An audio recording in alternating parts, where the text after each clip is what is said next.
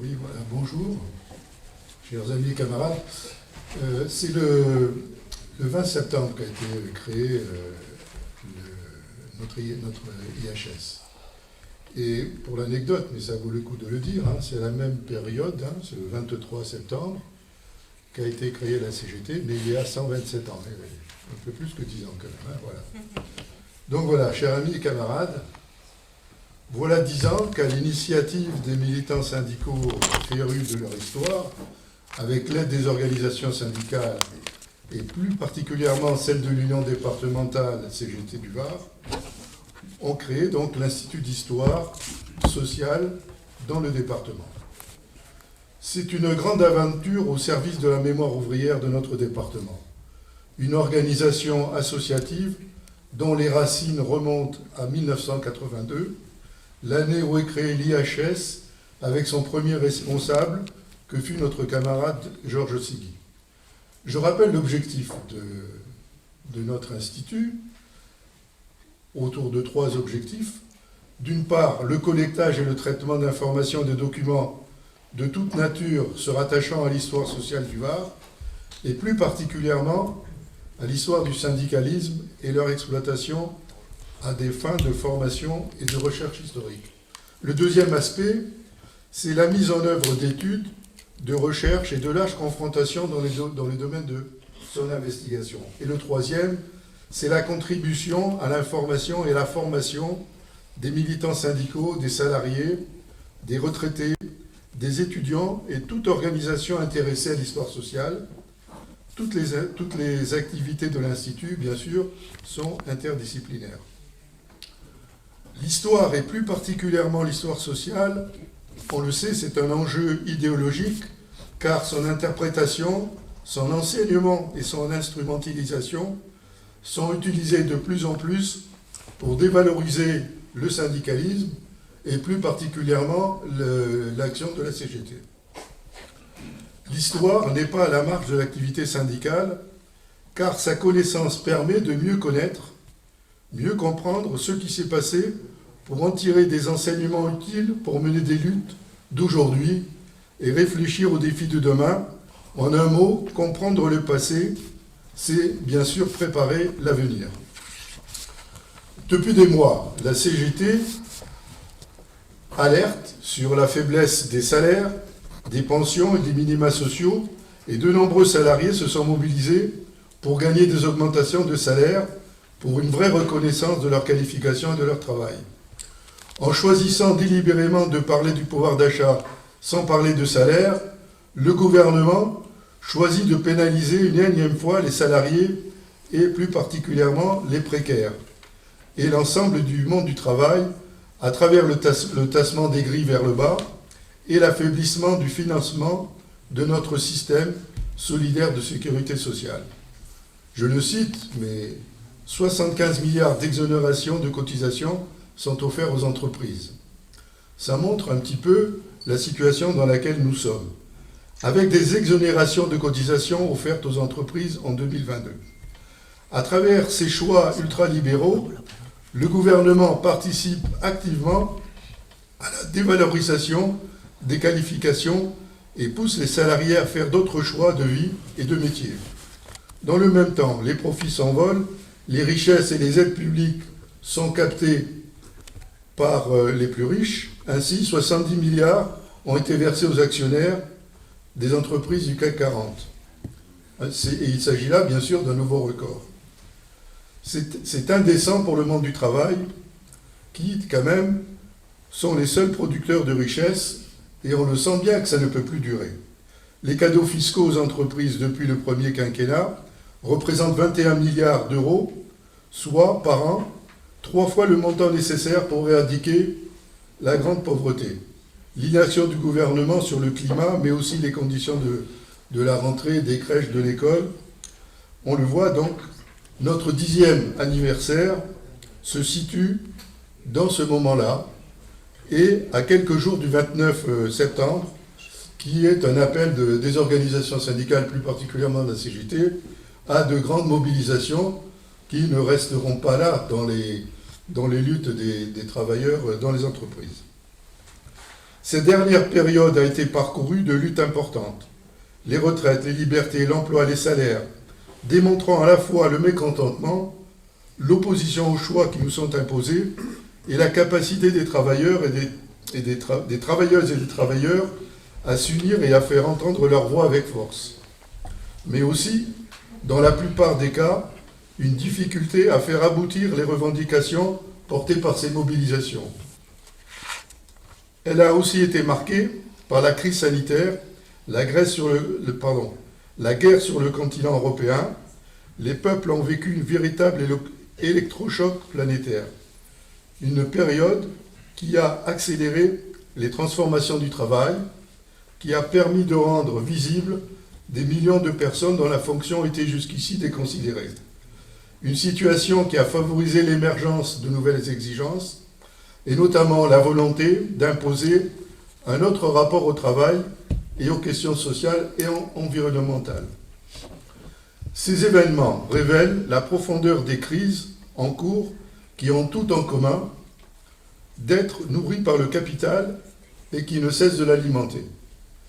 La politique du pouvoir, elle est faite de gros cadeaux au profit. Et cela n'en peut qu'engendrer une régression sociale.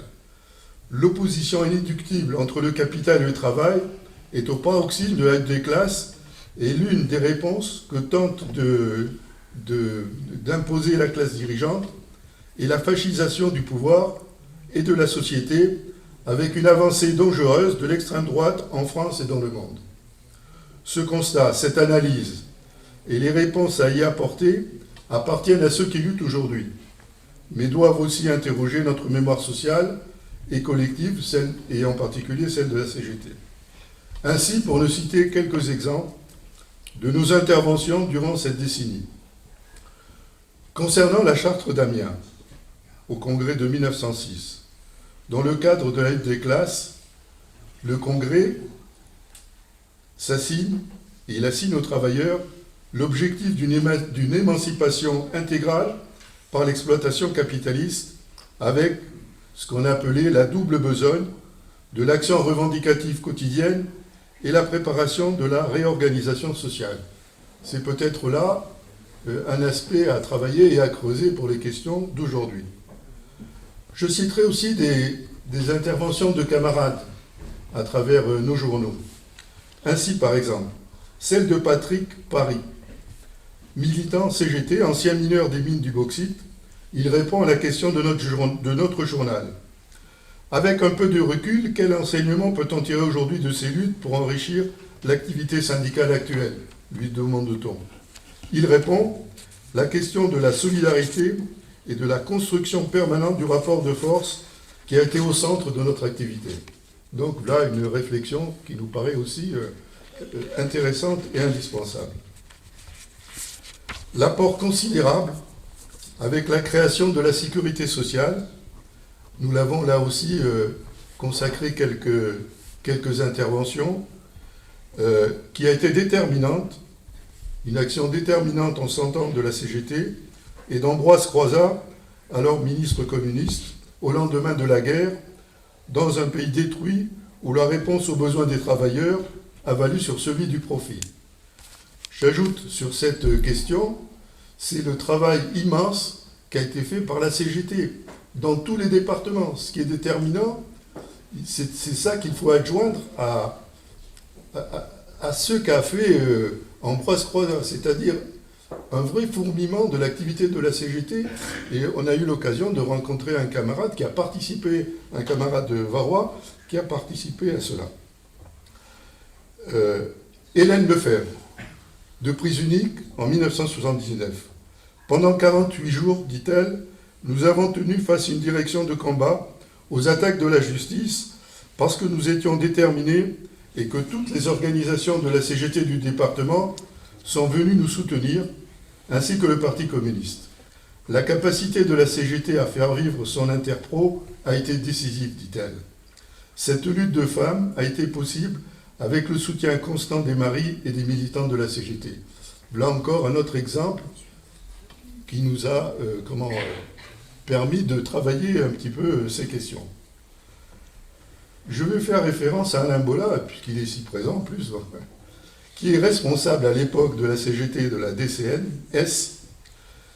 Et voilà ce qu'il nous dit, c'est les 43 jours de grève qui ont été dus à l'occasion d'un accident survenu entre deux bateaux de la Marine nationale, le Var et le Jules Verne. La direction faisait établir pour la première fois des devis de réparation par des entreprises en concurrence avec la DCNS. Cela a mis le feu aux poudres. Les salariés directement concernés avec leurs militants CGT débrayaient, faisant le tour des ateliers, se retrouvant rapidement plusieurs milliers. Le Var et le Jules Verne, à Toulon, étaient leur mot d'ordre. Le nombre de manifestants se renforçait et l'organisation du conflit imposait des militants de la CGT pleinement engagés dans la responsabilité et capables d'argumenter sur le fond. Les questions politiques, dit-il, ne pouvant élucorer les revendications d'ateliers et des services. En quelques jours, des dizaines de cahiers de revendications, des centaines de revendications touchant aussi bien le CHS, les questions d'avancement à l'emploi étaient collectées pour assurer au fond un véritable service public de défense en opposition avec les orientations du gouvernement, qui à l'époque c'est un gouvernement Jospin, et de tous ses prédécesseurs, bien sûr. À ces archives de témoignages parlantes, il y a aussi des écrits. Le retard pris en matière de sauvegarde d'archives du mouvement ouvrier n'incombe pas, bien sûr, loin de là, à la CGT seule.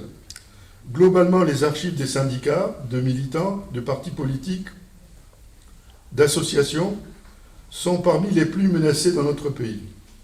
Malgré bien souvent leur portée historique nationale, ces papiers sont des archives privées qui ne font pas l'objet de dépôts systématiques dans les institutions publiques. Ce qui n'est pas le cas, par exemple, de notre journal, puisqu'il est déposé régulièrement, et donc il fait partie des archives départementales et nationales. De ce fait, ces archives, elles sont donc menacées par des destructions incontrôlées, par l'éparpillement, le pillage, l'oubli. Comme n'importe quelle autre archive privée, les papiers de la CGT ont connu des vicissitudes, et bien plus encore, en particulier du fait des guerres, des séquestres effectués par exemple par les gouvernements de Vichy, de la clandestinité imposée aux militants. Deuxième série d'handicaps, ceux qui naissent de l'activité militante elle-même. Pour le militant, l'histoire se conjugue au présent.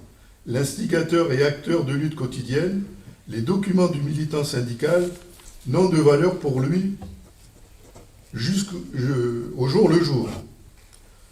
Quasiment pour l'instant, la mémoire collective de la CGT se transmet dans et par des actions de militant à militant, d'organisation à organisation, dans l'expérience du vécu collectif.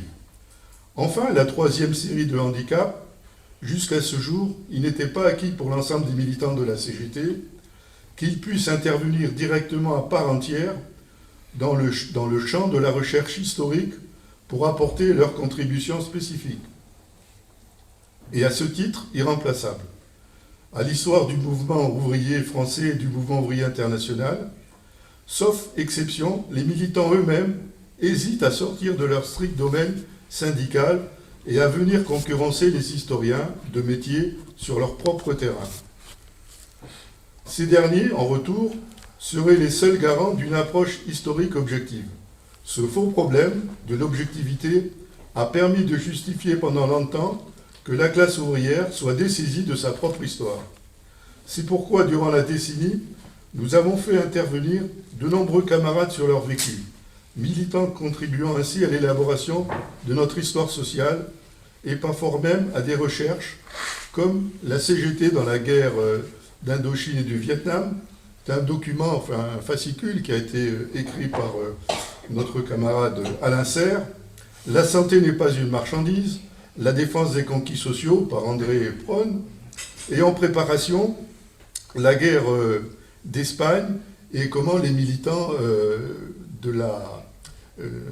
comment les militants du Var, dans les brigades internationales, un document que prépare Alain Kell. Voilà, j'arrêterai là. Ces quelques mots d'introduction pour laisser la place au débat et un appel à l'assistance de faire partie de notre institut. Non seulement de faire partie de notre institut, je sais qu'il y a beaucoup d'adhérents, mais y compris d'y prendre la place dans la construction de cette mémoire sociale âprement mise en cause par nos adversaires. Je vous remercie de votre écoute.